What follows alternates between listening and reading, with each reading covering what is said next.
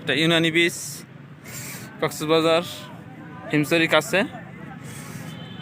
অনেক সুন্দর, পাশে জাউ গাছ, তারপরে সমুদ্রের কিনারা। ইউনানি বিচ বলে বিখ্যাত, অনেক সুন্দর লোকেশন। যারা এসেছেন তাদের কাছে অবশ্যই ভালো লেগেছে, আর যারা আসেননি তারা যদি আসেন তাদের কাছে ভালো লাগবে। ঠিক আছে।